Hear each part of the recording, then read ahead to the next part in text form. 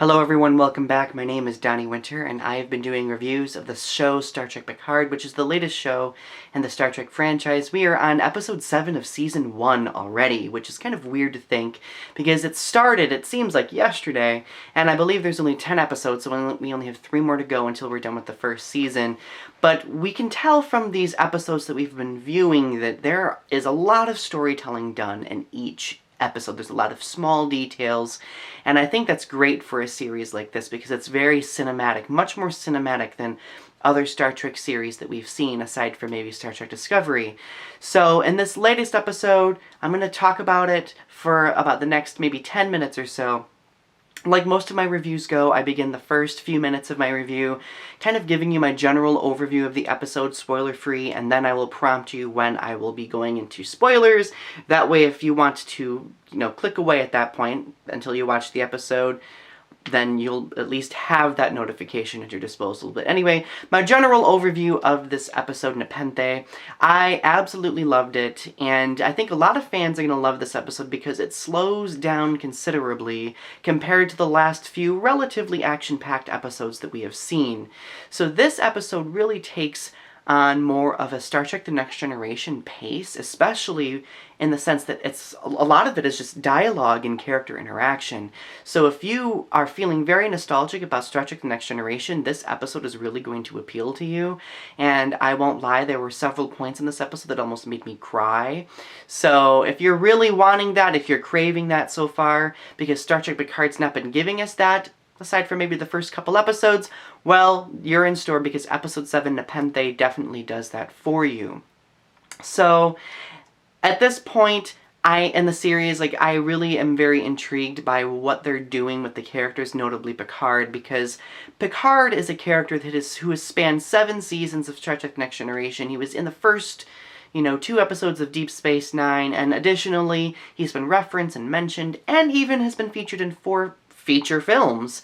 So this character has gone through a lot of development. So this series takes on the responsibility of showing the audience what more development could a character of his advanced years and experience go through. This episode does that for us. We get to see a lot of development in the area of Picard. So without further ado, I'm going to move on to talking about spoilers and Easter eggs and kind of giving you a general overview of the episode. So please click away if you do not want those. So this episode picks up where the last one left off. Picard is escaping the Borg cube with the aid of Hugh. And they travel to a planet called Nepenthe, so it's him and Soji, they escape together.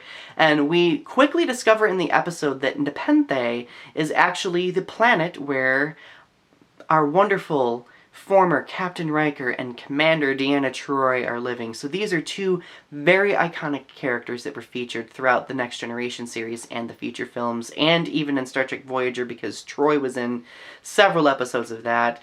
So we get to see this wonderful couple, our Star Trek power couple, living on Nepenthe in this rustic house, cabin-like house near, I think it was a lake or a pond, in mountains. A beautiful scene. Deanna is attending to her garden. And this episode so much revolves around warm welcomes. We get to see Picard come out.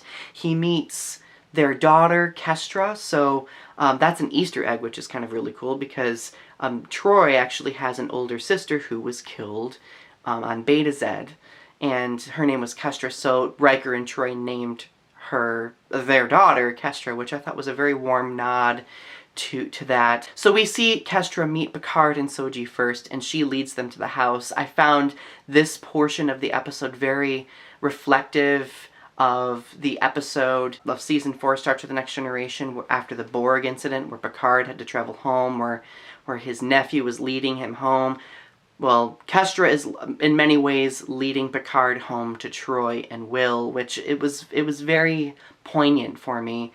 And Kestra's this very curious individual, very much like Riker, I think, but also very insightful like Troi. So they did a nice job bringing their daughter to life in the sense of giving her characteristics of both Troi and Riker. So after they have all of these reunions, after there's some warm, convivial conversation between all 3 of the characters and hugs, so on and so forth, Troy and Riker begin to suspect that something is wrong and that Picard is in trouble, so most of the episode is spent with them kind of trying to dissect Picard in order to figure out what he's doing. And that's part of where the character development comes in, because Picard is the same old Picard in the sense that he likes to have control of every situation. He likes to be in command. He likes to withhold information from people.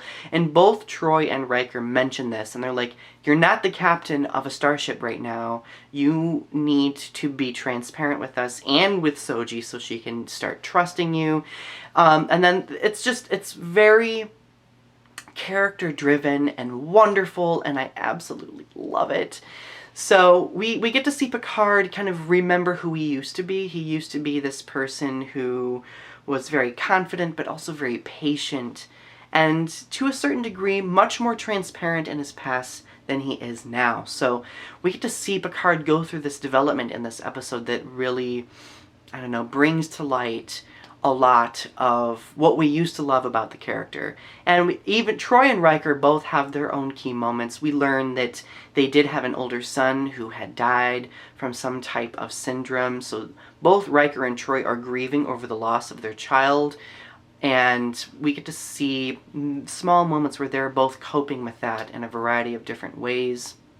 Soji and Kestra bond, because both of them have been through very traumatic experiences, so they bond over that. And overall, like, I feel like by the time the end of the episode gets here, where Picard returns to Rios' ship, they're really kind of building more so of a bond and kind of developing a trust in one another, which is very, very excellent. Now, the only other significant thing that I want to talk about that happens in this episode was what happens in the Borg cube. So obviously there are certain moments where we kind of get signaled back to the Borg cube and what's happening, because Hugh and Elnor helped Picard escape. Unfortunately, Hugh ends up being killed by Narissa, and it really upset me because I love that character. A lot of people do. I think that a lot of people are going to be angry about that character death, but at the same time, I think the reason why they chose to kill Hugh and Icheb was to show the plight that a lot of the Borg survivors are in. They're being hunted down, they're being treated like they are expendable by Romulans especially, and I think that that's going to really play a vital role in upcoming episodes of the season, potentially even into the second season. So while I was completely destroyed and I cried over Hugh dying, I think that there is a greater purpose as to why, and I hope that we get to see more flashbacks with Hugh. I was hoping we would get to see Hugh and Seven of Nine interact more. I was hoping we would get to see Hugh reunited with Geordi. We wanted that. I'm hoping that we do get some of that in the form of flashbacks, but we'll see. Anyway, I give this episode an A. I think that it did a very nice job weaving everything together. It was very much character-driven, and I think that that was the highlight for me, and it really made me kind of feel more so connected back with Star Trek The Next Generation. Anyway, share your thoughts in the comment section below. If you watched this episode, tell me what you think. If you are a Star Trek fan, please subscribe to my channel and give my video a like if you enjoyed it. I appreciate the support. I hope you have a wonderful rest of your day and keep watching the series. It's getting really good. Bye.